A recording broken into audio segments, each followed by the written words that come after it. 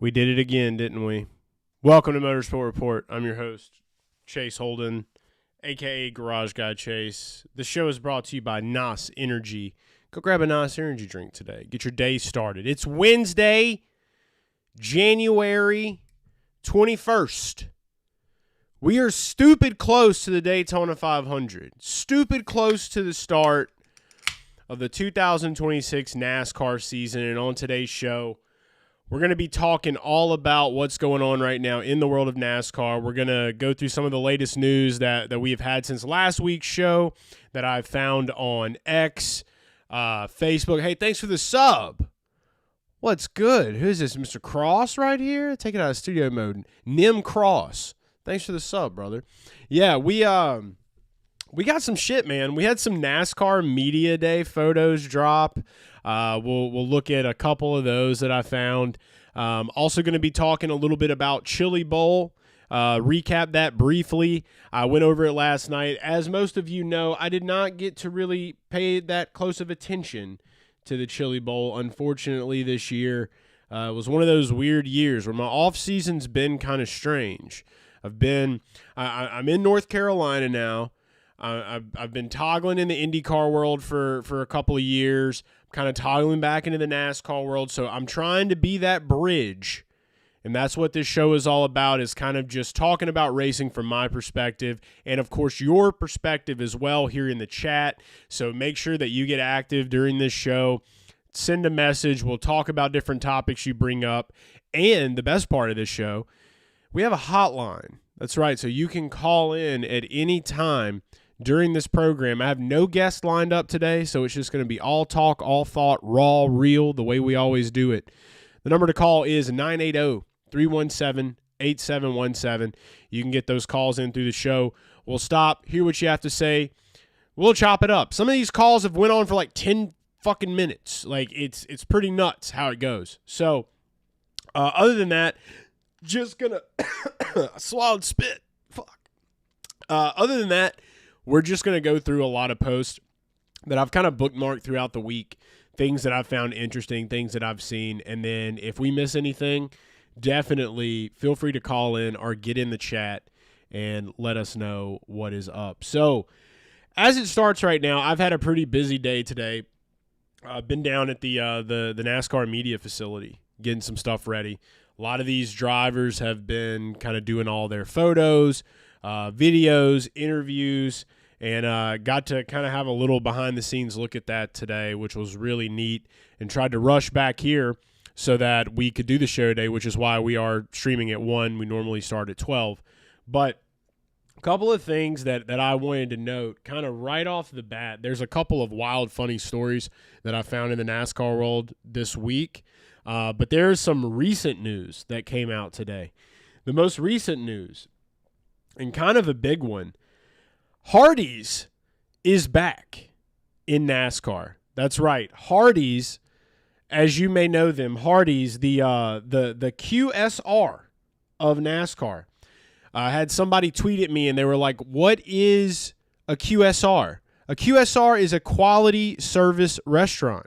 So NASCAR Holdings and 2311 Racing have worked together to bring Hardee's back into the sport, with Hardee's becoming the first official QSR of NASCAR since Checkers in 2008.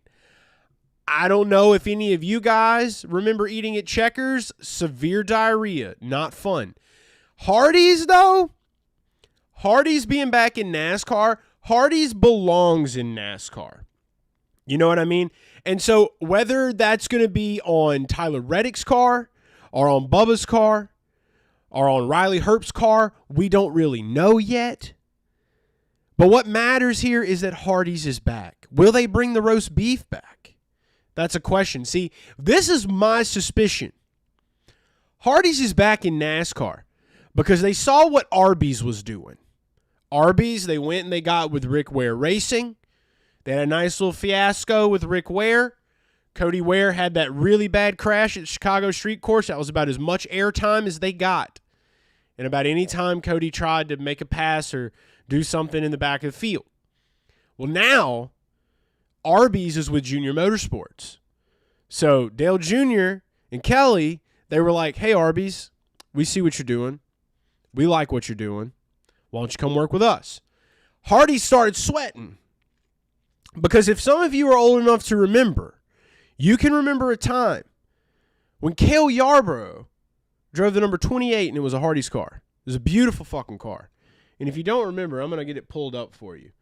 We're going to talk about some old people today too. I'm going to talk about some of the old heads out there that are getting tricked around on Facebook with this AI shit. I have found some things to bring to us to report today since we don't have a guest. So we're going to dig around the internet a little bit today together, talk about some of the racing news. But Hardy's with Cale Yarborough, let me just say that was like a match made in heaven. And this is like back in the 80s, I believe it was. And I should have already had it pulled up, but I don't. So I'm going to get it pulled up now just to show you this beautiful car. Someone also commented. Someone commented and was like, just in time for Darlington to not do a throwback. And I was like, what? That's kind of sucks. Let's check out the browser view. Take a gander. Look at that fucking car. Orange and white Hardy's car. You can buy that on eBay for $22.99. I don't know if you're into that kind of thing. You can do it. For some reason, I can't zoom out now. It's like I'm stuck. That blows. Let's refresh. Oh, there we go. So here we go. This was like the last time I think Hardy's was in NASCAR. Motorsport Report at a Midway airport. We love to see it. I hope you've got your NOS in hand. First sip of NOS Energy complete for this show.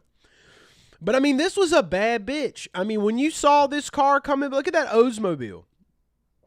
1983. That was like an iconic car, okay? So, you know, is it a Toyota? Yeah. Is it going to make some of the Boomer fans a little mad? Maybe. That's not really what I care about. What I care about is that we're seeing more larger brands come back to the sport, because we went through an era where we had Burger King, McDonald's just left, and that's the reason Hardy stepped in. McDonald's just left. What is up, Jack? Welcome to Motorsport Report, brother. Good to have you. We're talking about Hardy's is entering back into NASCAR. This is a big day, because if you're like me, I grew up in a very small town, Louisiana. And if there's one thing that is certain for every Hardy's across America, it's that you will find people 80 years or older there at 5 a.m. in the building, okay?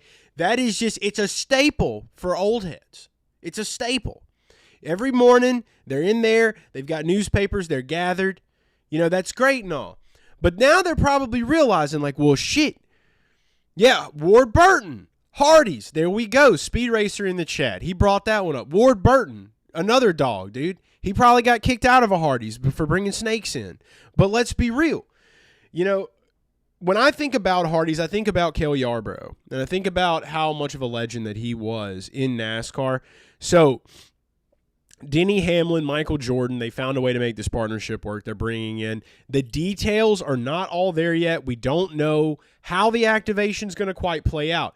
But if I can make a suggestion, and I would love to hear what you guys think as well in the chat or on a phone call, we have to have an orange and white car. We have to. And I don't know what the situation on the throwback is. Somebody just posted that to me, and they were just like, great, like no throwback race at Darlington, just in time. I haven't heard that, but that might be true. And I wouldn't be surprised if that was a thing, because I feel like people were starting to talk about how the throwback weekend was getting more out. But my God, what a better way to honor Cale Yarborough than 2311. They have a big opportunity there at any time that they decide to do a throwback car in 2026. So just had to throw that one out there quick. That was kind of some of the recent news that's dropped today.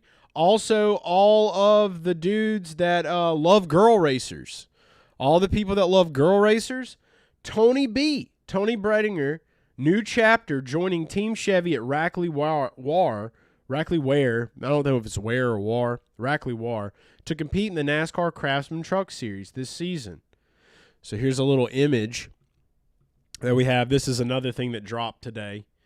What Dustin says is Tony B will move to Rackley for 8 races in the 2026 truck season: Daytona, Texas, Dover, Nashville, North Wilkesboro, IRP, New Hampshire, Talladega. So all the Tony B fanboys and girls out there, there's the new digs right there. It's the number 27. The truck doesn't look bad. It's just got the Chevy emblem on it. I'm sure they'll throw some Victoria's Secret or whatever else on there, depending on whatever her sponsorship's going on for. But America loves Tony B. They really do. I mean, I've been to Indianapolis. I've been to Daytona. I've been to down the road, at Charlotte Motor Speedway. Everybody talks about Tony B. Tony B kind of takes over the world. She's like the model of racing, if you will. It's like NASCAR's been waiting for a champion female driver. You just gotta win some races. We hadn't really had that yet. But that's something that's neat. I don't think it's bigger than the Hardy news. I think the Hardy news is the biggest news of the week right now. Other than that, that's just kind of some of the daily things that's popped up today. The rest of the stuff for NASCAR, though, we had a good bit of stuff pop up over the last week. And feel free to bring up anything here in the chat that'll be displayed here on the screen, and I'll be able to view it here right in my little browser window. Do we know if Dawson Sutton still in a truck series for Rackley? I have not heard. As most of you know on this program, I primarily have followed Cup.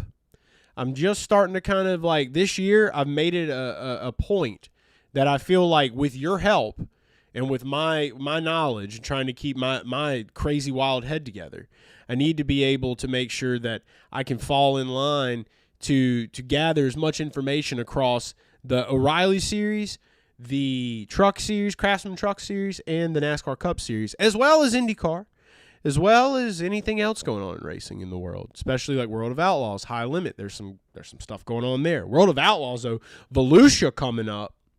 Volusia, got an email the other day I got to respond to. Volusia is coming up for dirt racing. So if any of you heathens are going to be down there in Volusia, holla at your boy, because I may be in the area to kick off World of Outlaws for 2026. It's going to be fun. A lot of NOS Energy cars out there, if you know what I mean. If I had to guess with this news with Tony, I don't know, and maybe you guys can offer some more context. Maybe they're, it doesn't look like she's going to be running all the races. It looks like she's running Daytona, Texas, Dover, Nashville, North Wilkesboro, IRP in Indianapolis, New Hampshire, and Talladega. So maybe Sutton is still there, but maybe she's just going to fill in for those races. Maybe Sutton couldn't get those races sold or something like that. I don't know. It's a hard business. We're learning lots. It's a very tough business getting sponsorship, especially at the truck and the O'Reilly level. But from what I can see here, it's not a full season package for Tony. So it looks like maybe he didn't lose out on every race. But can't confirm as of right now. We could look it up maybe. Maybe somebody watching can look it up. Inform us here in the chat. That's why we love Motorsport Report. It's motorsport news for you, and it's us, and it's all of us just kind of having a community. We're having a meeting. This is like a Zoom call for race fans, essentially.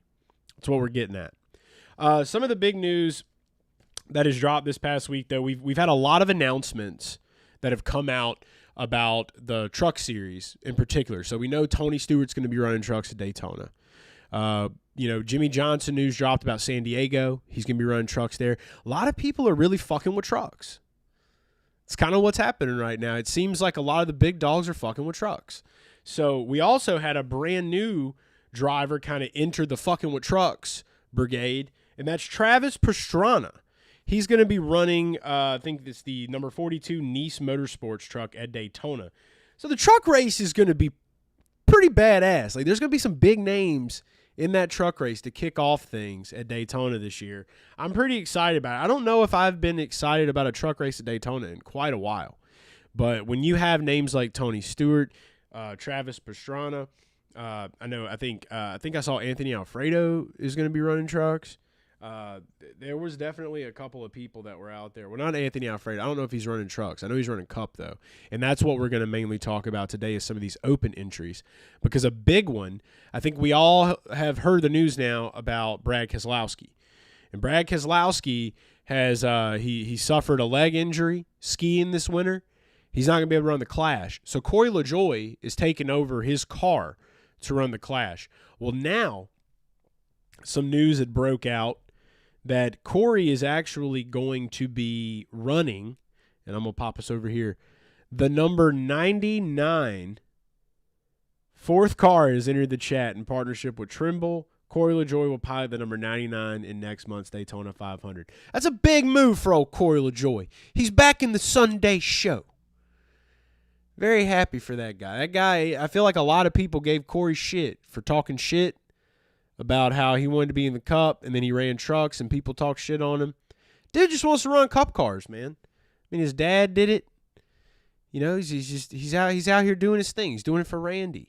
So I think that's really cool that Brad and them brought the 99 back for one, because now that Trackhouse has dropped that number, we can have the 99 back at RFK, which technically Roush had the number 99. You know, you remember Edwards. They also had the 97 too with Kurt Busch. I really liked that car. The Sharpie car when we won the championship. 97 Kurt Busch. That was just that was the raw dog era of Kurt Busch. I don't know if the raw dog era for Kurt Busch really ever ended, but Kubu's a dog in his own way, in his own light. But I think it's cool that Corey LaJoie's getting that shot to run that. And that kind of takes us, I can kind of go ahead and take us into that. But before I do, like, there's some other silly news and a couple of stories that I heard. But I feel like, and I don't know, maybe you guys will tell me in the chat, I'm kind of in the mood to, like, look at Daytona 500 odds today. I know we're still a little ways out, but a big staple of Motorsport Report, especially last year, we were all getting on here every week, races coming up. On Wednesdays, we're looking at the odds. We're seeing, like, who do we think can do it? What are the odds makers looking at these races every weekend? We are about 3.5 weeks out. And I do feel like, yes, they're going to change. But why not take a little sneak peek today? So we might take a little sneak peek at Daytona. So I may save talking about who's open entries for Daytona. I want to get y'all's thoughts as well on how those guys are going to do. So I'll save it for now. Before we move on from NASCAR, we'll definitely cover that. And then we'll talk a little Chili Bowl, talk a little Rolex 24. By the way, Rolex 24 just started today. It actually starts tomorrow, but officially it starts today. Check out NASCAR Win Totals 2, dog. You got it, Jack. We'll do that. I think so. I think it's time. I think it's time for us to dabble around the odds a little bit, see what's out there. So we'll definitely do that. So we'll come back to Daytona. But there was a couple of older stories from last week that I wanted to go over with you guys, and I wanted to get y'all's thoughts on them. And I want to know if y'all saw them or not, too. Because there was one of them that dropped that really kind of shook me, and there was one that was a little more serious. I haven't really got to, like, sit and watch it yet, so I figured, you know what, fuck it, let's watch it together. Ford Racing announces at their 2026 season launch that they will field the Mustang Dark Horse SC in the NASCAR Cup Series beginning in 2027. So we're going to go over here and check out this little clip. This dropped pretty much like the day after last week's Motorsport Report. Mark, you think I can take this into competition soon? I think that's a great idea. In fact, I'm excited to announce tonight that we will, in 2027, we will take the Dark Horse SC and debut it at America's racetrack with America's race team, the Daytona 500. Mark, you think... So there it was. It was kind of like a quick little thing. Shout out to Steven for dropping that post. Any of the Ford fans here in the chat, you already know, like, congrats. It's the same Mustang. It's just an SC. And when I think SC, I think Street Cobra. I want to see the Cobra on the Mustang. I'm tired of seeing the horse. I want to see the Shelby. I want to see the Cobra.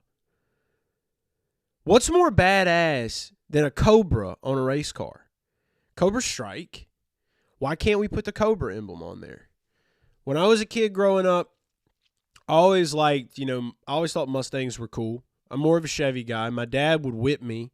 My dad would take me into the room. If he caught me looking at a Ford car at like a dealership driving home from somewhere and my head stayed like pointing at that direction for too long, I would get my ass whooped. But now I'm a grown man and I don't have to worry about that anymore. So I'll look at all the Fords I want to. But I don't know much about the SC, but what I do know is that Cobra on the car would be cool. So maybe that's something that we can tell Ford. Maybe that's something that we can let Ford know. Hey, let's find a way to put the Cobra on the NASCAR Cup car for Ford. That would be nice. Ryan Blaney was there. I think the biggest thing, though, the Ford gear looks good. I mean, take a look at what they did, and Chris Buescher was wearing it too. But, like, that look right there, the simplisticness of the branding, the white or the cream with the blue, the old Ford logo, the Ford Racing hat, they're really doing a great job on their marketing. I have to give them that. And I think they kind of had to step up their game now because the majority of that whole show, I think we had Super NASCAR fan Andrew called in last week, and he was talking about it. And the majority of that whole entire show, I think, was kind of a big push for the new, Red Bull F1 thing, which, by the way, we don't really talk about Red Bull much on this program. We're a little more of Lando Norris kind of guy, I guess, in the F1 world. But Ford really, I think this F1 deal has really pushed them to kind of really try to spearhead American racing and American muscle. And so what we're looking at now is kind of this new image of Ford and what's going to come out. So the SC, I have to do a little bit more research on the specs of the car, what the car is all about. I know that we just had the Chevrolet change. It wasn't really much more than I think it was some of the vents on the hood were a little bit different to add for some more aerodynamics. But there's really not much that they're doing to make super big changes. Maybe we'll see a little bit more over the years now that we have the chase format. Maybe we'll get back into a little bit more of that engineering game. Maybe we'll be able to relax some off of this next gen, or we'll find a way to kind of make it a little more open sourced for the teams at some point. I know that's not really realistic right now, but you're going to have to keep evolving these cars. Ford's doing a great job of showing it. We're going to have to figure out a way that NASCAR can kind of get back in that game a little bit more than they are. Because that's what most people don't realize about F1 is F1 is just a big engineering sport. It's really big because of just how they have this kind of rule set, but they're able to do all these different things to the car. They're able to do all this different testing. We want NASCAR to be able to have some of that flexibility too. IndyCar still has a good bit of that flexibility. They have a couple of spec parts on their cars, but I think that the closer that we can get back to that, that's why a lot more people like watching, the O'Reilly series. A lot more people have really enjoyed that last year, and I kind of fell short on watching it. But from what I was able to tell, that was kind of where you wanted to go. That was what you wanted to watch, and it seemed that way for a lot of the people that I talk with. So that's why I'm really excited to kind of get my eyes on that a little bit more this year, now that I have a little bit more flexibility to kind of dabble in all of that the racing world. But just wanted to give a quick rundown for Ford because I thought that was really neat. Aside from that, the other kind of wonky story before we move on to Daytona, talking about the open entries and odds. Did any of you guys see this post? Adam Stern dropped this on January the 16th, and it kind of caught me off guard. I'm going to zoom in a little bit so we can read it. Lockheed Martin says that for the first time, it 90-degree launched a new air-to-surface missile that came from a launcher mounted to a Richard Childress Racing 6x6 mothership vehicle. The NASCAR team's parent company, RCR Enterprises, does work with the defense industry. What the fuck, dude? What is Richard up to?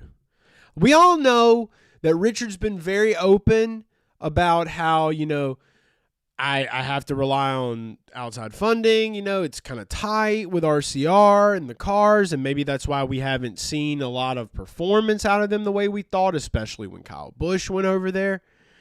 But to know that Richard Childress Racing is doing work with the defense industry? What else is Richard doing? He owns a wine company. He's racing race cars. He's tied to Dale Earnhardt for the rest of his life. And he launches missiles into the sky. This dude blew my mind. I just wanted to know if any of you out there, like what do we make of this? What do we make of knowing that Richard Childress just is launching missiles in the off season? He's helping to launch missiles. It's pretty nuts. Jack says Hendrick Motorsports builds trucks and vehicles for the military too. Wait, so is this like the quick grab for government money? It's like, let's take some parts and pieces at our disposal, get some of that government funding. You know what I mean? The government's shelling out a ton of money in the defense industry right now. I don't know how many of you guys really follow artificial intelligence news, but you look at companies like Palantir and Durrell.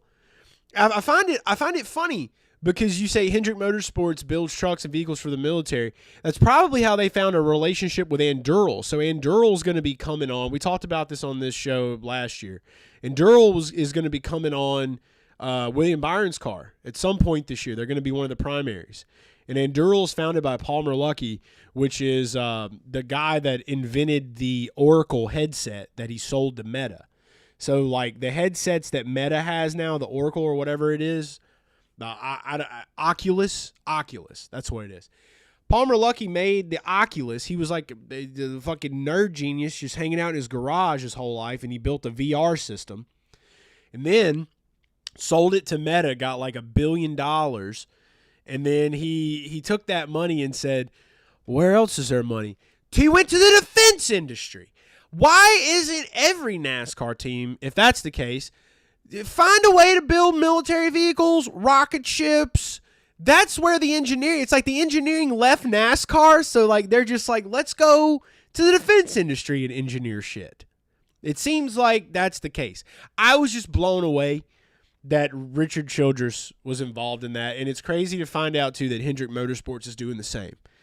The defense industry is wild. So I would not be surprised if we saw Palantir eventually on a race car.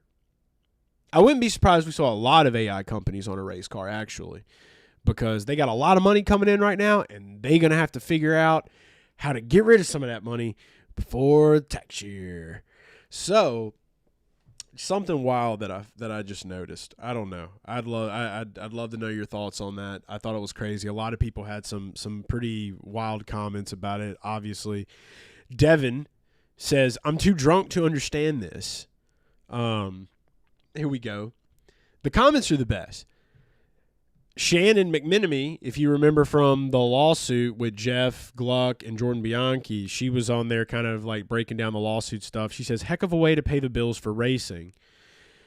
Dan says, so that's why Kyle Busch never had good cars. They literally are sending the rocket ships to the military. It makes sense. This is probably the best one. This is the best comment right here, because this was me when I read this, because I had to read it like 3 times. So it's just always really cool to find out, I guess, like, or it's kind of off-putting to find out, like, what else are these dudes doing now that we know that they're not profiting a ton of money? It's like, what else are you doing to pay for these things? It'd be a really interesting thing, and it may be something I look into through the year. I want to just try to just kind of like float around different conversations and be like, so what do you do to pay for racing?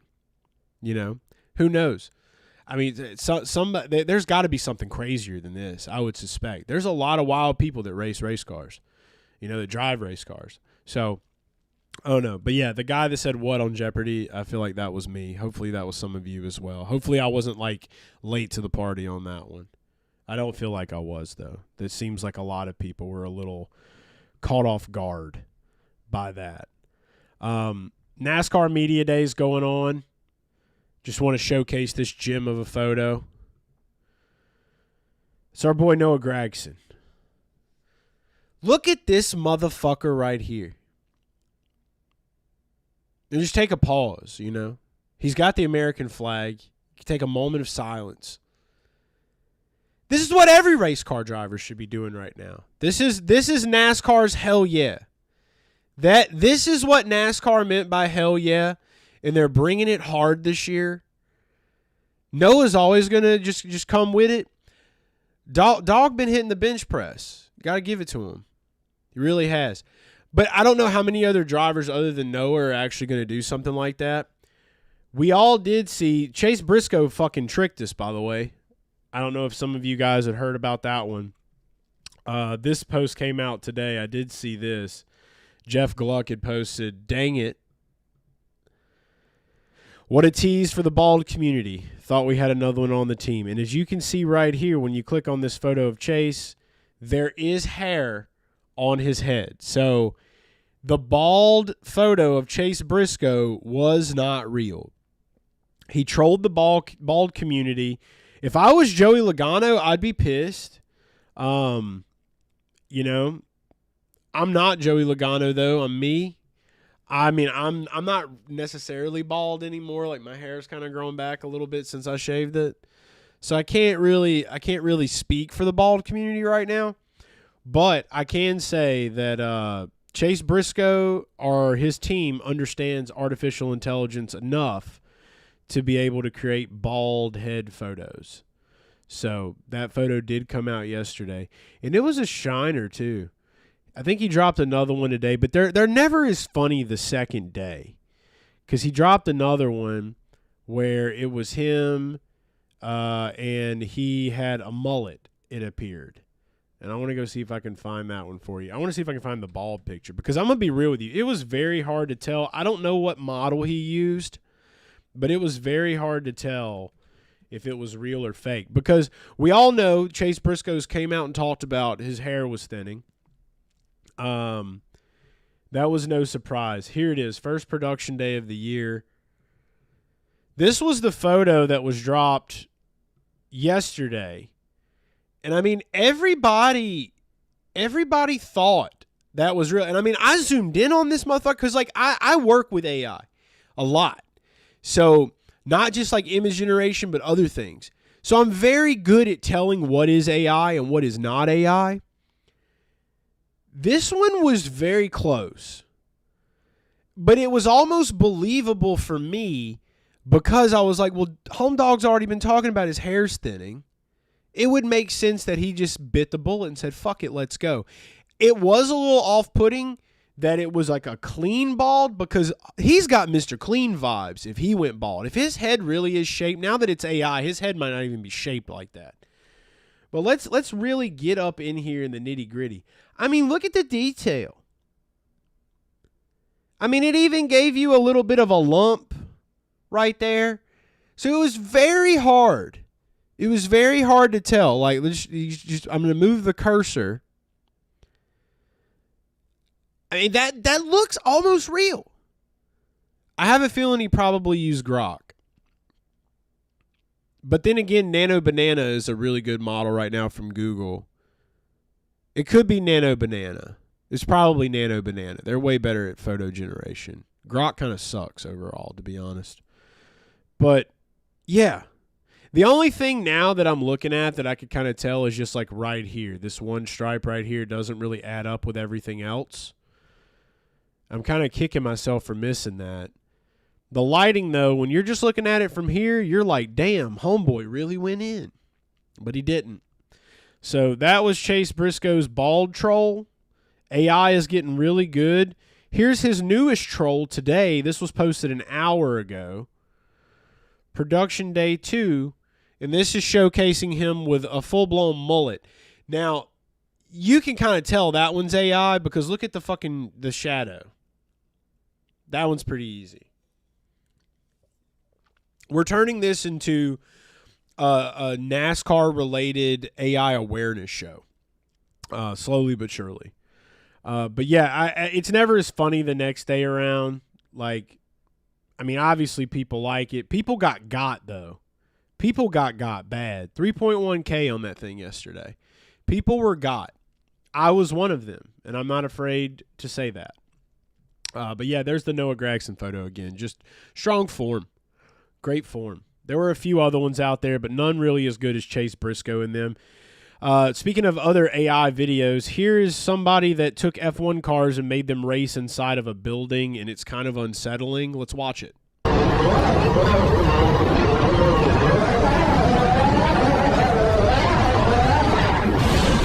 High up, stupid.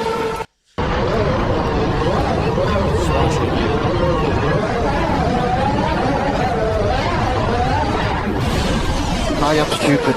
It doesn't get any better. It's just they're racing upstairs. This was a really cool thing that I saw pop up today. Interesting as fuck. I don't know if you guys follow this account. It's a good account to follow. The next gen helmet design, rear entry revolution. I mean, we're literally getting the Tony Stark president levels right now. Sorry, Ryan. Check this motherfucker. That's cool as shit. So when we will see, I have no clue when we're going to see something like that actually implemented into racing, but I think it's badass. I like future shit. Ryan, I do want to follow up and just say one thing to you. We live in a world now where there is nothing that you can look at and really know if it's real or not. I mean, nothing. So everything that I see on the internet, I know that there is a high chance it could be artificial intelligence. And I feel like it's a healthy way to live life. Like, you kind of know what you know externally, but everything on the internet, you just kind of, now you're just kind of like, I sent some shit to my dad, and we're going to have a segment on here where I'm going to go over the Facebook shit that's happening, which is really bad. And it's like 60-plus-year-olds are going through it. Has anybody in the chat heard of the new AI accounts that are popping up on Facebook and that are making your mom and your dad that are NASCAR fans call you about stories that didn't happen? Well, let's talk about it, because I can show you some shit that's going to freak you the fuck out. We're going to start here. So I decided that I was going to go and log into my Facebook because this all just kind of needed to be shared. And first page that we're going to go take a look at. Oh no, I hope I didn't lose it already.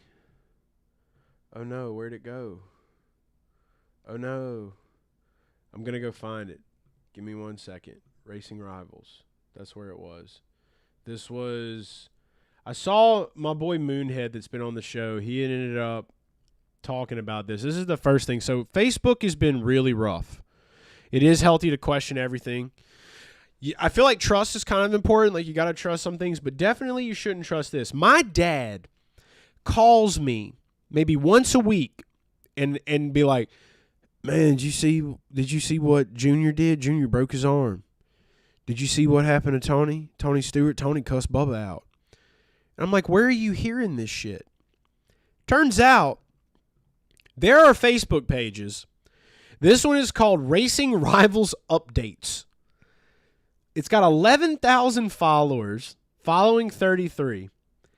And this is the kind of shit that they're posting.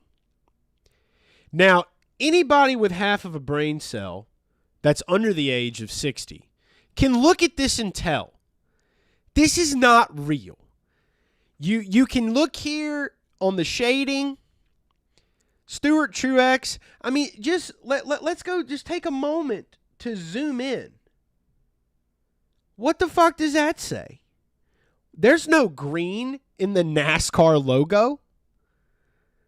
But here's Tony Stewart and Martin Truex.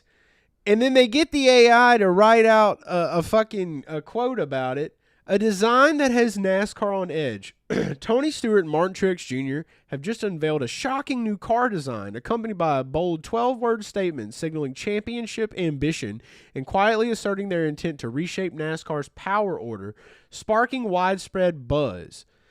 Let's look at this photo down here at Eldora of Tony Starnert. I feel like that's Tony Starnert. And Riffred, Reesers, Fine Foods. They kind of got the Toyota right there. That's definitely that is 1,000% a Bass Pro Shop logo. So these are the kind of posts, right? Well, the one that it like got my eye was this one. This is the one that like it's got 1.5K likes, 395 comments. Kyle Larson went on The View and told off Whoopi Goldberg on this post. So you can just look at the body language, the facial language, And like my dad will call me.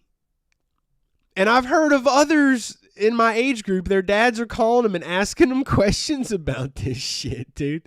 I love when my 12-word statement signal championship exactly, bro. It said, no script anticipated it, no control room could stop it. And by the time Whoopi Goldberg slammed her hand on the desk and snapped, somebody cut his mic now, the line had already been crossed. This is like AI soap operas for NASCAR using artificial intelligence. The comments will fucking destroy you, though.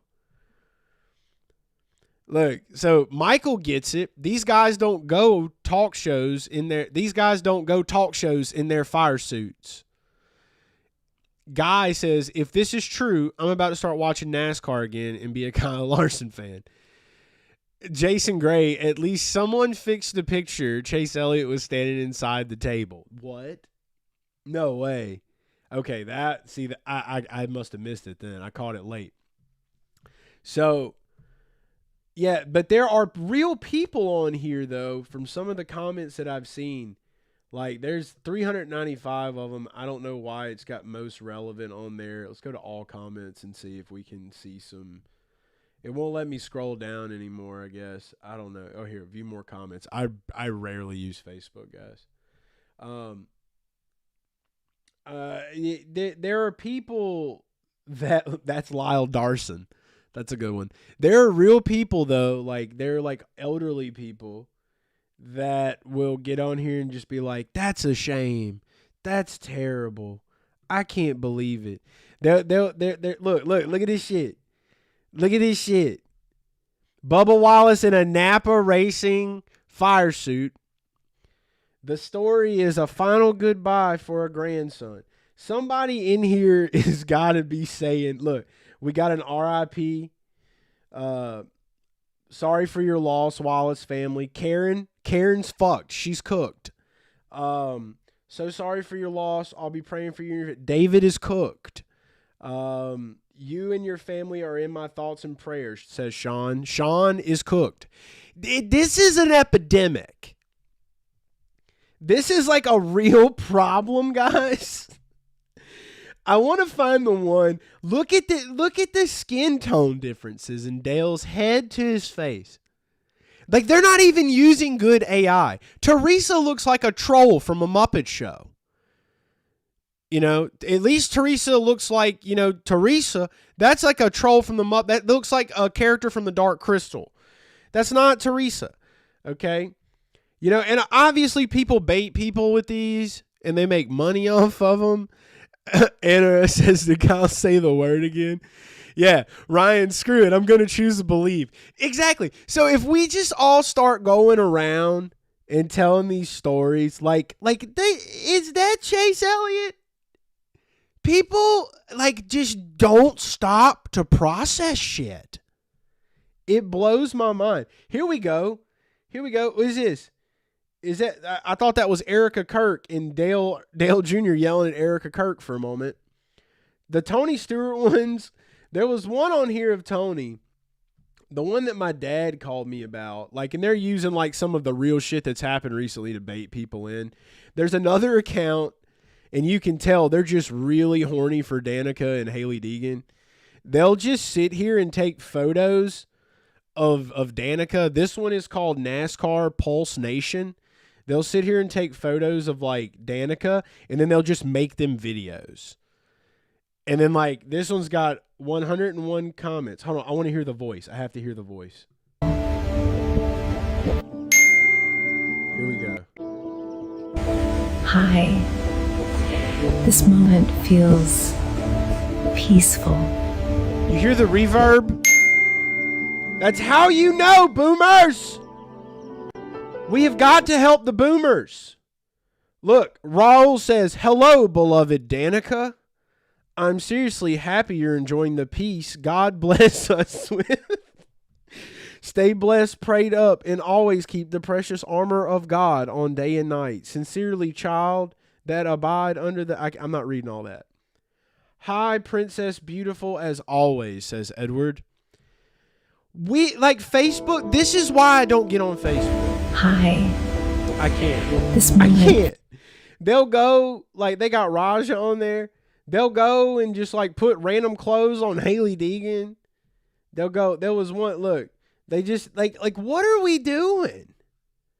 This is the people that get this shit in their hands, and this is the one. My dad fell for this. Look at this shit.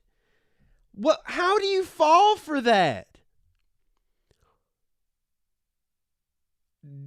Dodg. It literally says Dodg. They use a real picture of Bubba, and then they have all this shit. Like, all you gotta do is zoom in. I can't get over the Dodg.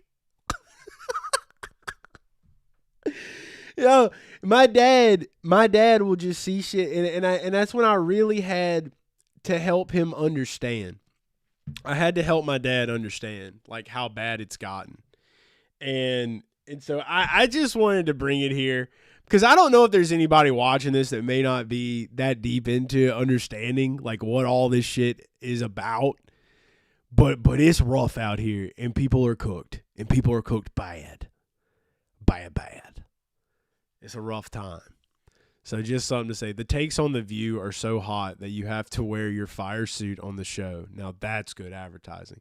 Yeah. I mean, you see a lot of the IndyCar drivers, they're constantly in their polos and shit like that. NASCAR drivers kind of show up wearing their own shit. They kind of do their own thing. I guess it's just a sponsor thing. It is what it is. But I just had to bring up some of these accounts because they kill me. They kill me that they do it. Like, and there's some that look animated, and there's some that you can clearly tell, like, people would just choose to. Somebody, wait, what did you say? I'm too busy having Grok put everyone in bikinis to see awful AI on Facebook. What's up, Zach? We're just talking about how cooked the boomers on Facebook are right now with all of the NASCAR AI fake stories. And this was happening in IndyCar, too. They had a page called, like, IndyCar Hub. And they were doing the same shit. They're using, like, the free model of, like, I feel like it's, I don't even know. It's got it, like, Nano Banana's good. Nano Banana's a good image generator. OpenAI's image generation's gotten way better with ChatGPT. Grok is, I don't know. I rarely use Grok. But Nano Banana's decent. ChatGPT's decent. I don't think Claude really does that. Claude's way more about code and text-based, which is why a lot more people are funneling over there. But moral of the story, the age of just scrolling and reading a headline needs to end. It's time to click on a link, read an article, get the context, get back to consuming long-form content before we all brain rot ourselves to hell, because it seems like we've kind of brain rotted ourselves to hell. And you would think that the younger generation would be the worst off, and it's not. It's not. It's your mom and your dad. It's your mom and your dad. Zach says, thinking about starting my own IndyCar capping show and have been messing with it to make a logo. Yeah, I mean, look, it's if you can't spend a shitload of money on, like, graphic design and, like, working with somebody, the tools exist now for image generation. Nano Banana is really good. I mean, if you go look at my image for every show is literally a photo of me sitting down, and then I ran it through Nano Banana. That's an AI-generated version of me on that photo. And it was pretty clean. And that was, like, last year. So it's gotten even better this year. And then OpenAI's ChatGPT image generation is decent, but it still kind of has that synthesis to it where it's still kind of, like, hyper real. It's not really, like, dialed in. So something to look into, but yeah, man, you definitely got to direct it. You do. Like, and that's the thing with all AI, really. And you know, the more you work with AI tools and LLMs, the more you realize what's actually possible working with them. When you get long context and you can kind of direct a certain thing to go, you can build some incredible shit. I did use it for race bets, yeah. I've been working with AI models since 2022. So since ChatGPT came out, like, I was on I had a Discord invitation, And I was one of the first people that got to use it when it was just LLM text generation. And then I went and made an account, and then I built, if you have ChatGPT and you pay for it, there's you can go download a GPT app on there called BetBoy that I basically system instructed, prompted, and molded with different instructions to help you win bets. I mean, I paid bills through the winter in 2023 with that. Yeah. 2023, I built BetBoy, and I paid my bills hitting 5-leg parlays with that motherfucker. How did I get it? I have been fascinated with artificial intelligence since I was a child. So, like, I watched, like, a bunch of, like, sci-fi movies and shit when I was a kid, and, like, I was that kid that was like, oh, flying cars are going to be here in 2005. Nice. And then they didn't show up. So I just kind of forgot about it. And then, like, and I've always kept, like, tabs on, like, technology, where we are. So in 2017, when they made the Transformer, which was the first model that was able to, like, with machine learning, that was able to kind of route things back and generate an output based on that input that wasn't something pre-coded, that's when it all kind of started to speed rush. And then that's because 2016 was when OpenAI was founded. So I was keeping up with it all that time, and then as soon as they launched it, I was right there. So I've been deep in the weeds, man, and we got a lot more exciting things to come with some of the projects that I've been working on, and really looking forward to unleashing some of those here in the very foreseeable future. So, getting back to racing, yeah, that was our AI segment for the day. Curious if you think this new chase format will stick around for long. I'm really hoping we go back to the old Lapford system. Old enough to remember that system, and it worked. Yeah.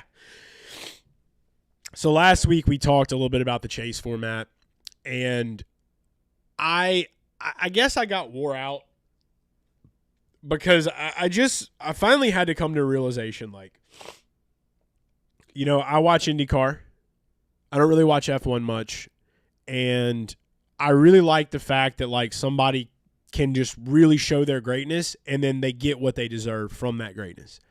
Alex Palou was the perfect example last year, and I was stoked. And I watched every race, and every race was really exciting and entertaining. Did I think NASCAR would actually do it? I was very adamant, and y'all know that. Like, I am all for full season points. But I also had to realize, too, that, like, they have contracts in place. They have guarantees in place with networks. They have things structured a certain way that they have to honor. And so I think they knew it was big enough to where if they didn't make a change, they were going to be fucked. But they had to make a change that wouldn't really fuck with the language of their contracts much. And this is speculation. This isn't me actually knowing this, but this is kind of the conclusion that I drew that made the most sense to me. So I think that that's why they brought the chase back, is because they can still kind of structure it with that playoff, you know, and it's something new that we haven't had in a while, and it doesn't have to really restructure or tear apart all of that, so that it can make kind of everybody happy. Now, once these contracts run out, I think what we will see, because like you said, you know, I'd be fine if they kept stage points, even just get rid of the stage cautions that ruins the strategy. And I think that you're right there, because what I do think we'll see is that they're going to keep all of the shit the way it's been. They're just going to have a new way to reward a champion. And a real thanks so much for the sub. Appreciate you. But they're going to have, I do feel like they'll set it up in a way to where they're going to run this season out. They're going to see what it looks like. And if the stage cautions just really don't fit, or if it's constantly just like, okay, we made a good step in a better direction. It's not actually what we wanted, but it's a better direction than we had. Now let's continue getting in that better direction. I think that we could see some changes in 2027 where potentially stage cautions might go away. I do think they like the element of the re-racking, which is what I call it. They like a re-rack element. And I think that there is a big portion of the fan base that does like the re-rack element. Most real race fans, like just fans of pure racing, the purists out there, they could care less about that shit. But there is a difference between a NASCAR fan and a race fan. And I've learned that. And I think that a lot of us have learned that. I know Ryan, here in the chat, me and Ryan have, we've had a lot of different discussions about it, and about how IndyCar and NASCAR does things. And I think Ryan can even agree with me on that. There is a difference between a motorsports fan and a NASCAR fan. So there is still a large portion of that NASCAR fan base that really gets hyped up for those kind of moments. It all really just depends on how many more race fans come back to NASCAR, how many more motorsports fans decide to start watching NASCAR, and how many of them get vocal, how much of that enters the conversation, how, can the NASCAR drivers have more tenacity to speak out on these things now that we are seeing a big change like we are? And I think that the more that the drivers will be outspoken and not be afraid of getting slapped back by NASCAR, which I really do feel like that era's kind of over now. And we talked about it with Jesse Punch last week. If you didn't get to watch, I didn't post the full interview clip. I'm probably going to go cut it up and post it for you guys if y'all don't want to spend or dig through the whole 2 hours of last week. But we kind of talked about it last week with Jesse, where we're in this age now where truth and transparency is really starting to kind of like be the norm in NASCAR again. And I think that that's great. And I think that that's kind of spreading out. That's going to eventually spread out to IndyCar. It's going to spread out to F1. They just don't have that many problems there right now. The F1 fan base is still, the IndyCar fan base is still really in that growth mode. And they still got to get some things right to really ramp that up, because I don't think just Fox commercials are going to do it. We saw that, some people gained interest last year, but you got to do a lot more than just a couple of cinematic commercials to really grow those pillars, and it's going to take time. But the truth and transparency in NASCAR, people see through NASCAR as an entity's bullshit, I think, now because of the lawsuit. So it's way harder it's going to be way harder to pull the wool over people's eyes. And it's up to the fan base and the drivers to be able to live in that and sit in that to continue making these changes happen. You say, how many times has Steve Letarte said, if you tell me when the caution comes out, I'll tell you when to pit? Yeah. First race I remember watching was the 93 Watkins Glen race. Last NASCAR race I watched was Saturday Xfinity Phoenix race. Yeah, and it seems like a lot of the people that like that are really going into the Xfinity or the O'Reilly series now. They're going in that direction. I think that's great. Later, Ryan. And I do think that that's great and all, and I'm going to be really paying a lot more attention to that series as well. I'm just happy mainly because I'm not so much thinking about myself as a fan watching a product as I am thinking about the guys that are doing this for a living and are doing it more than just for the money, and they really want to know that what they're doing means something and they can get something rewarded from that. And that's really the place that I come from in this, because as somebody that just likes racing, I just like watching cars. I like watching cars go fast. I like the action. I like the thrill. I like the intensity. But what matters more for me is that drivers feel like they are competing for something real. And it just felt like this last year, seeing Kyle Larson make some of the comments that he made about Denny, that's just not what you want. And so, to me, this chase format, it seems like a lot of the drivers are happy with it. And if the drivers are happy with it and they feel like they're competing for something real, then I'm happy as a fan, because I care mainly about these dudes have chosen to do this their whole life, and this is what they want to do. And this is the career path they've chosen. Just like you at your job, you may just work at your job just to get a paycheck. You may work your job because you love what you do. And when you love what you do, you want that's real to you, and you want to feel rewarded for the work that you're putting in. And so that's why it's important for me to see that those kind of changes happen. So that's just kind of my take on it. I do think we could see stage cautions go away. It just really all depends on how much louder are the drivers willing to be, because I think that when NASCAR makes a big change like that, they typically don't really care what the fans have to say for at least a couple of years. So as long as the drivers can continue being vocal, continue giving their feedback, their pushback on what they think should happen, I think we'll be fine. So this is typically around the time we bring a guest on. There is no guest today. We've covered the wild Facebook AI shit. We've talked a little AI today. We're kind of all over the place today. It's kind of how I like to keep it. It's not everybody's show, but it's our show. So going back over to X, I was showing you guys a helmet. We talked about Corey LaJoie running the 99 for RFK. And excuse me, I've been dealing with some sinus issues, so I'm a little nasally if you can't hear it. Oh, I mean, after what happened to Zilich, I don't want the Cup race, and I doubt he'll be back for Daytona.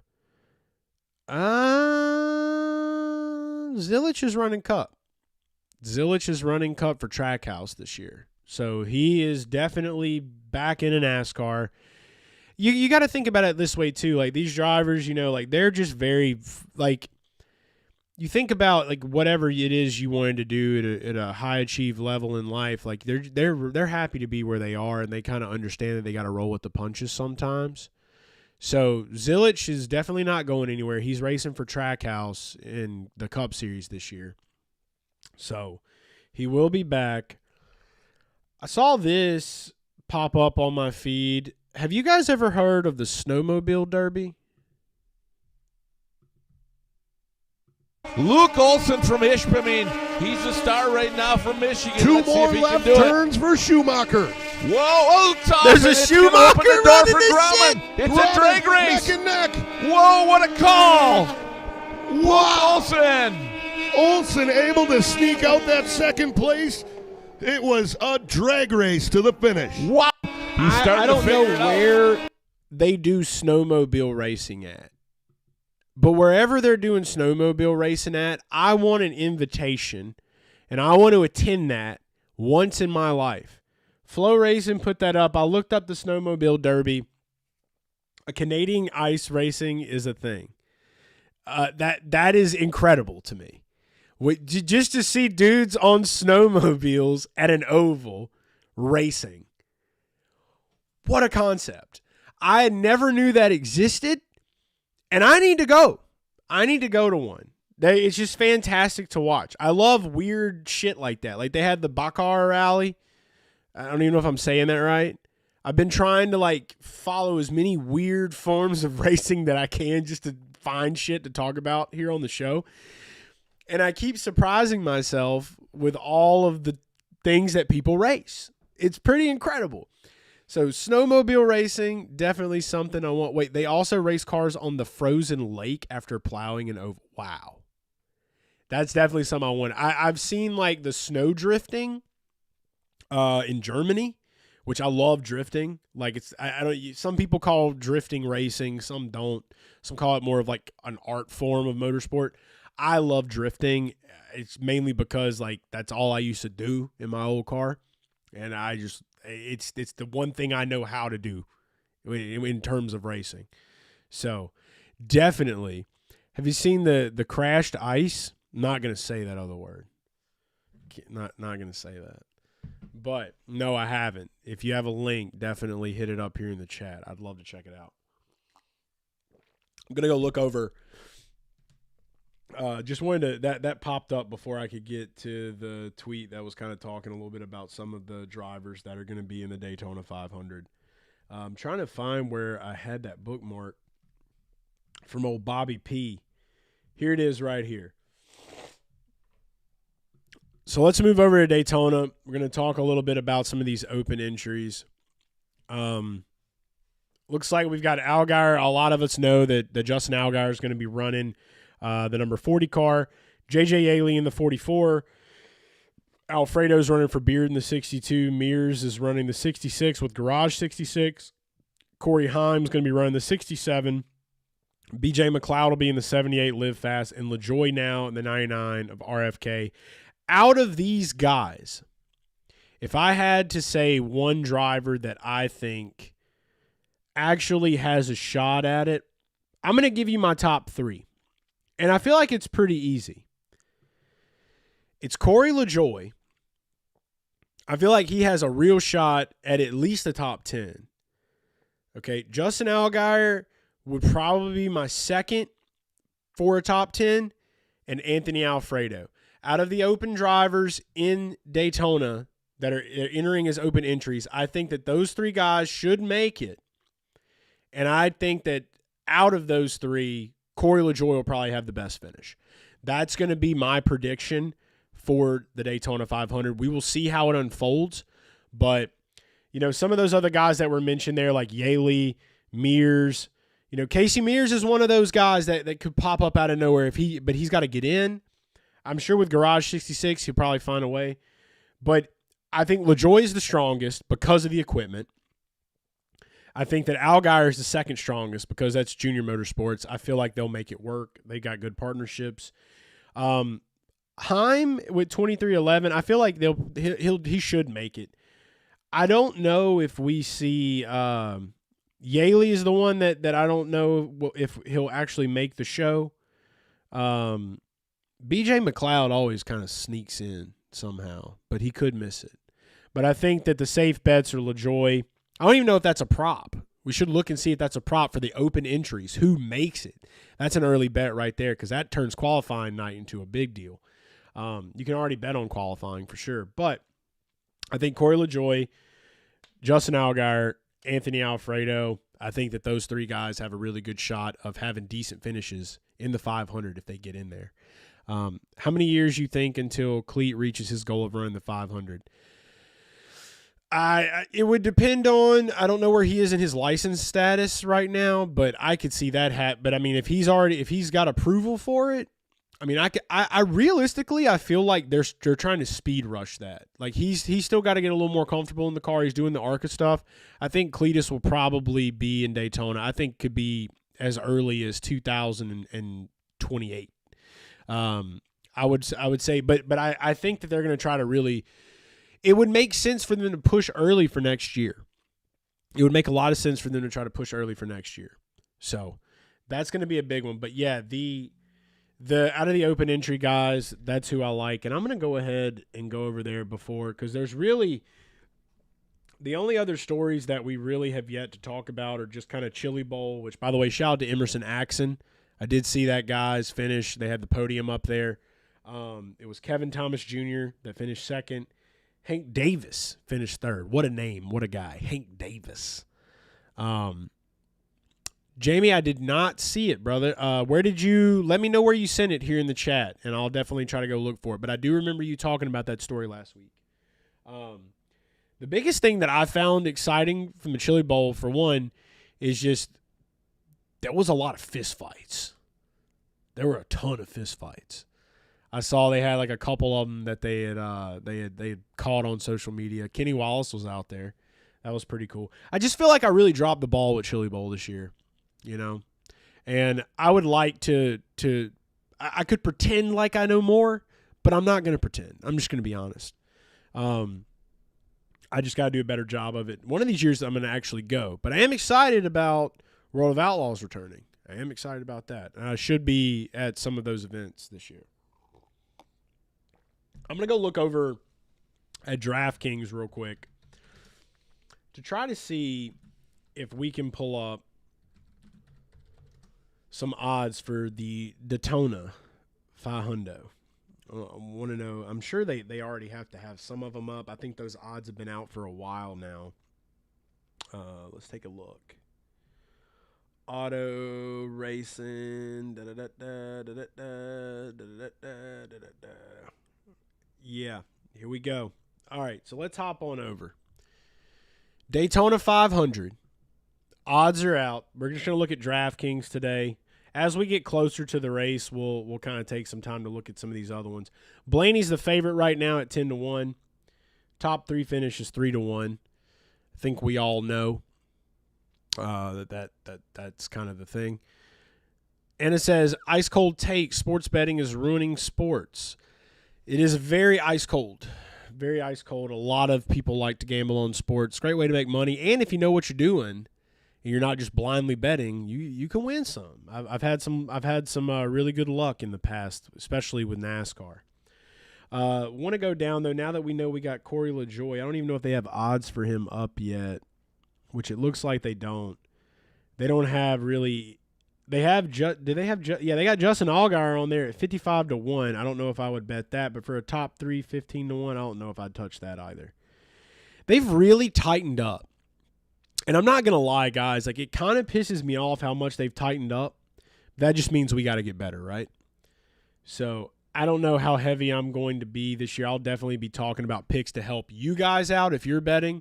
I've kind of drifted back more into the DFS world. I just love fantasy lineups. I love building fantasy lineups, things like that. That's kind of just always been what I enjoy.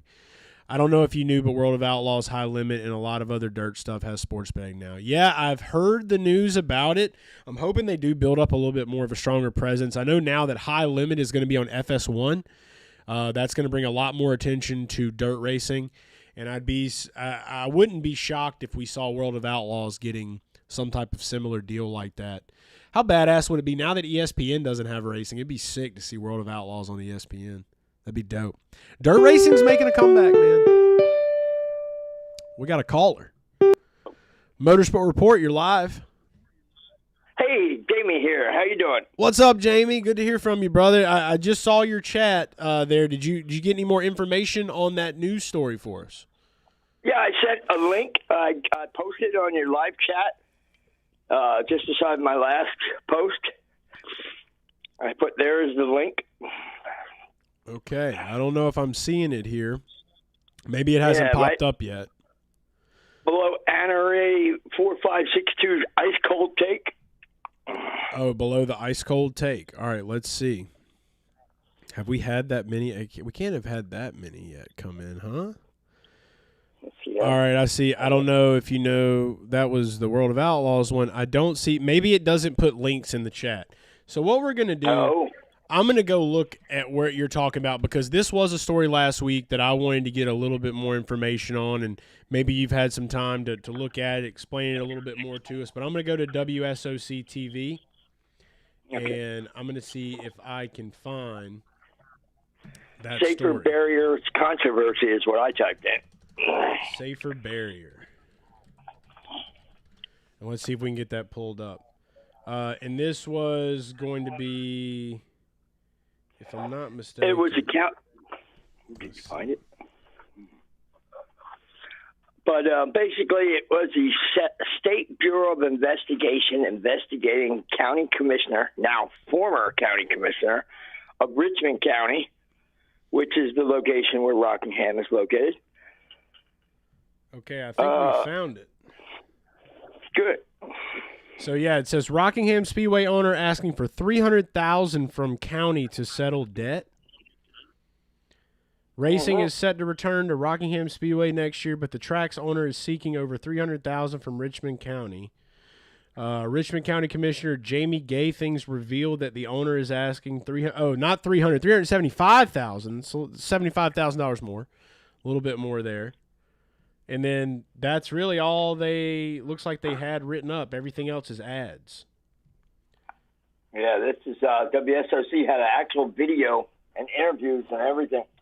So they're not really reporting heavily on it, but is there a little bit more context you can give us about it? The only thing, what I just watched in the video as I was trying to search it, was that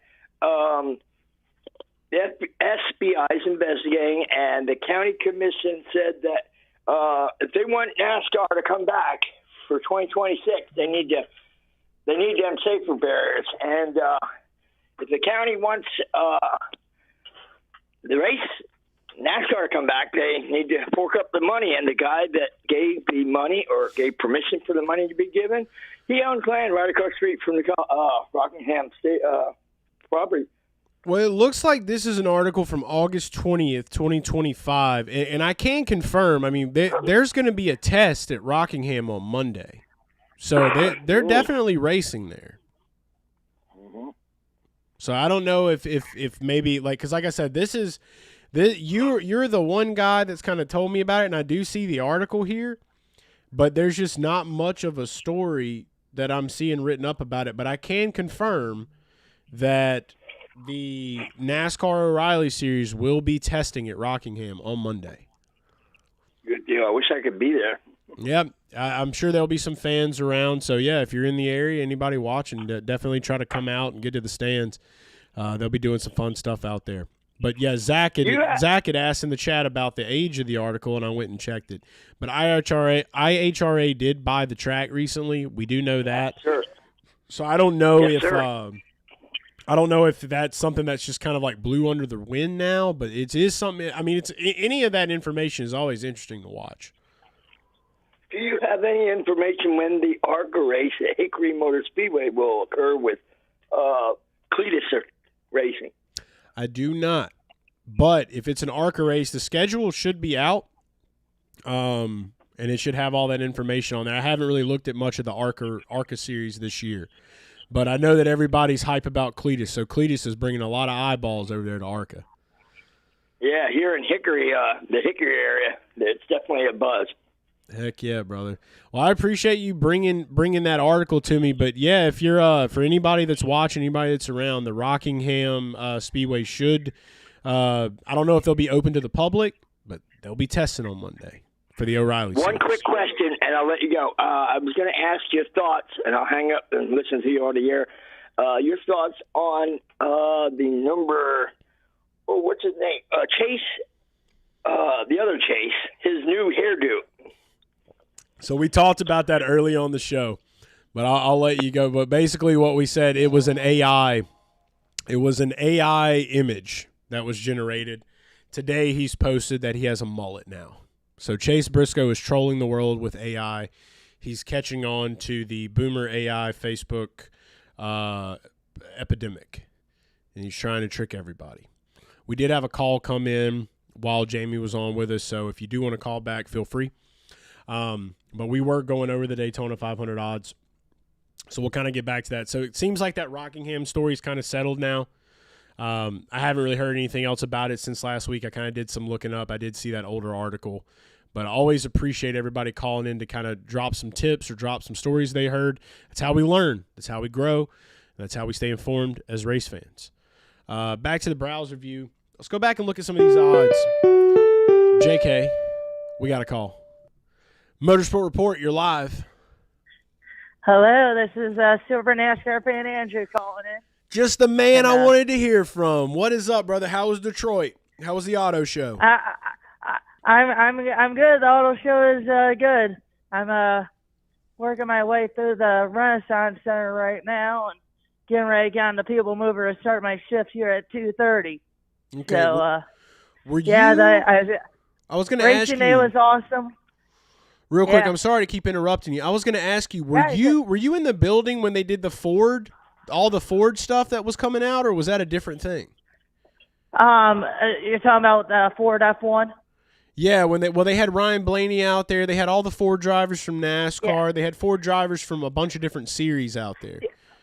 Yeah, that was actually at the Michigan Central train station that Ford recently bought and renovated. That's one of the most historic train buildings here in Detroit. And then 2008 and everything, it was all abandoned and everything and graffitied up and everything. But then Ford bought it and got back into shape, and they're really revitalizing that train station, and it's a really cool thing. That's awesome. But it was a private event. Only people that were invited pretty much got to go.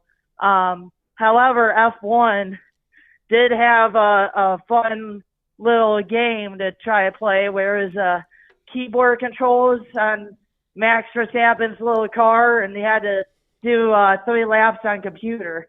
Yeah. I tried doing that. I ended up placing like 30th out of everybody that played, but only the fastest one got to do it. Yeah, so, you gotta kind of feel like F1's probably a lot harder than it looks, you know. Yeah. no matter how you're playing it. But it was funny because I was wondering if you were at that show, because I did see that's where they unveiled the new Dark Horse SC for NASCAR. Yeah. And then they had, I did see Max, and there was a couple of guys I know that do some F1 content that were out there. So I was wondering if that was the show you're talking about, but you're talking about the actual Detroit Auto Show. That's happening now. Well, I just got on the People Mover and stuff, which it's just in time. Awesome, so brother. it might get a little noisy here, but yeah, I'm looking forward to seeing what you capture while you're out there, man. And for everybody watching, you can follow him at Super NASCAR Fan Andrew on social media if you do post any pictures and stuff. Who's one of our longtime guys that's been in the garage fam, whatever you want to call it, for many years. I did see the Ram truck is there for the NASCAR. Oh, there we go. Yeah, I did see Cadillac F1. No livery on it, but Cadillac is F1 card is here, and it has names everybody that helped out with the team and everything on the nose of the car, which is pretty cool. Yeah, I saw a design that came out for that, and I thought they were going to do like gold on the back and black on the front. I think Renault dropped their recent design from F1, and it had like the old Kodak look to it in a weird way. I don't know if you know what I'm really talking about, like Polaroid or Kodak. It had that kind of like aesthetic to it, and it was sexy. I'm not going to lie. Yeah. I know. Cadillac. They're releasing their scheme at the Super Bowl. Actually. It'll be a Super Bowl commercial or something.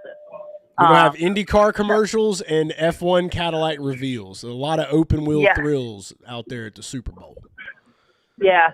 And then so I saw that you were talking about snowmobiles.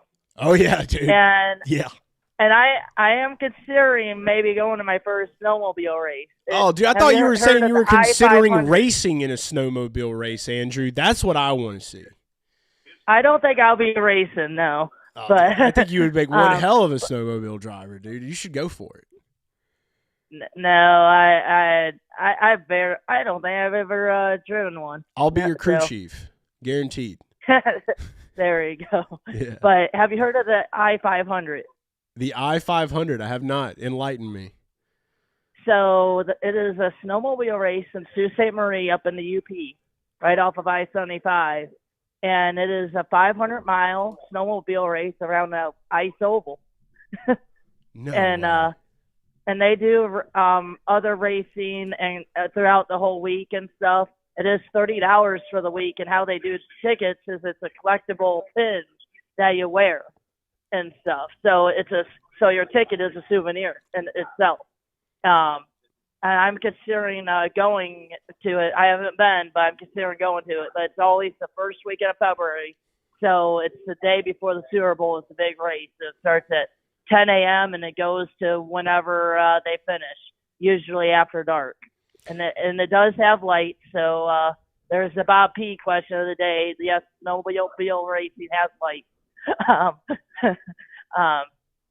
But they do 2 days of qualifications on Wednesday and Thursday, like the Indy 500, but based off of the schedule and everything.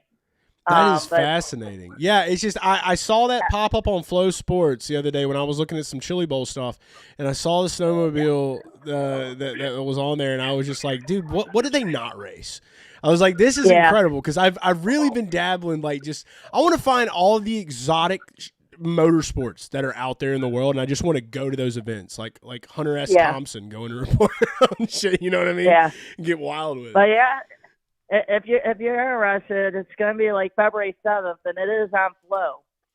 They will be showing it on Flow for that race. So well, I will more than likely be in Volusia for World of Outlaws that weekend. Much warmer weather. Yeah. I got to go where I can throw the shorts on, man. So but come next winter, it's going to be a really busy February, because I'm going to probably be at Volusia, and then I'll have a little vacation that week, then right at Daytona, come back, and then probably at Atlanta. So it's going to be a nuts year for me as of right now, and I'm looking at when the winter months come up, if we can. This snowmobile derby is what I want to try to attend. So if I can get as many people together, and we'll just all go. and we'll just report on it. we'll get wild with the journalism out there, man. Yeah. Something I gotta say too with the snowmobile race this past year ended up being the fourth coldest in the history. It's kind of interesting how the snowmobile race in Sault Ste. Marie and the Indy 500 has similar comparisons to weather, because this past year's Indy 500 was the fourth coldest Indy 500. Very true. And I was this there. past year's, and this past year's snowmobile race at Sault Ste. Marie was the fourth coldest for the snowmobile race, which was like -10 at the start of the green flag. We're kind of going through an ice age. Yeah. Might However, be the start. year before that, it was mid-30s. So I don't know what the weather's going to be like, but if there's going to be any snowstorm, I probably maybe canceling the trip and won't go. But well, I feel like we couldn't cancel it. Like if we're gonna do this, like we're gonna have to just get there. You know what I mean? Like we're like no matter what. Because I feel like if you're in a snowmobile race, like even if it's heavy ass snow coming down, like you could still do your job.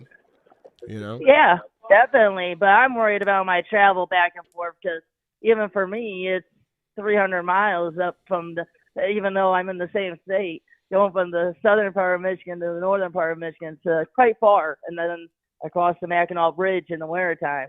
Well, I'll make you a deal. If I find a way to get there, I'll get it. If I find a way to get there, I'll get us a travel budget. I'll scoop you up.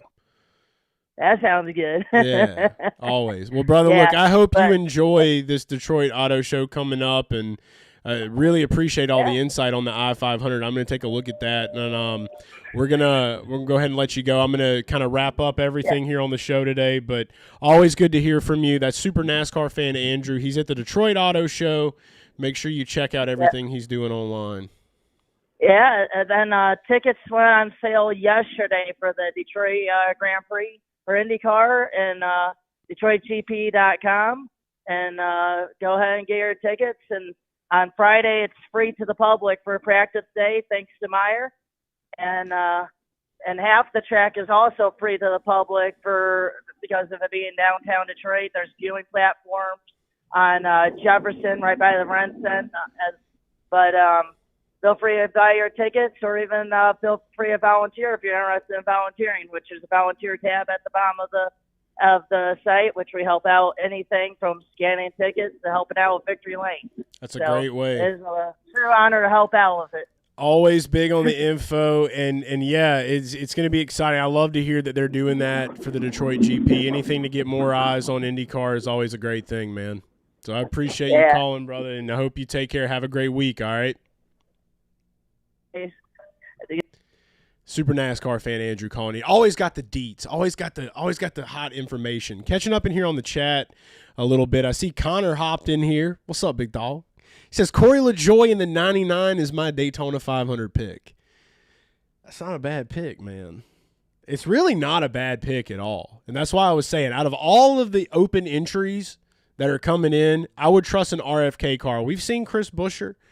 You've seen Ryan Preece. You've seen Brad Kay. The speed that they're going to have with RFK, it's really not a bad pick. The only thing I wish we could see is Corey LaJoie also run Atlanta in that 99. That right there, because you all remember when he almost got it done in the 7 a couple years back. I really do feel like if Corey LaJoie gets a couple more of those chances like that, running at tracks like Daytona and Atlanta, he can make it happen. Can LaJoie do a backflip? That's the biggest question. That's what we have to figure out, Andrew. Catching up on some other chats. Speed Racer says 10 minutes behind. Paul Menard came from snowmobile racing. No shit. That's wild if true. I never knew that, but that's wild if true. If he's behind the wheel. Yes, Jack. Yes, that is true. So that's just a couple of things. I like Connor's pick that he had here in the chat too. Always great to see Connor hopping in, getting involved. Speed Street, you know what it is.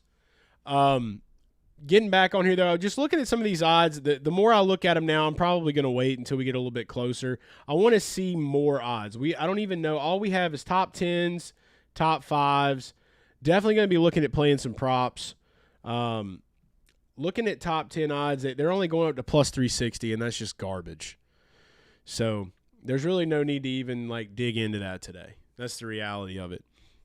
And I know that we've kind of covered a lot of what's going on in the NASCAR world. Wanted to briefly, before we did end the show, talk a little bit about IndyCar. It's been kind of quiet. There hasn't been much that's come out except for the new advertisements that I briefly talked about on earlier in the program. So if you haven't got to see the new commercial for IndyCar, there's going to be some more that are going to be rolling out on Fox. And I'm just going to kind of type it in, and we can pull it up to watch the full thing online. So I'm going to get this popped up. I think they have it here on Reddit. We'll watch it right there. This is the brand new IndyCar commercial, if you haven't seen it, with Joseph Newgarden. You remember last year they had some really good cinematic style commercials, and we're right back at it. These will be this is the first ad that dropped.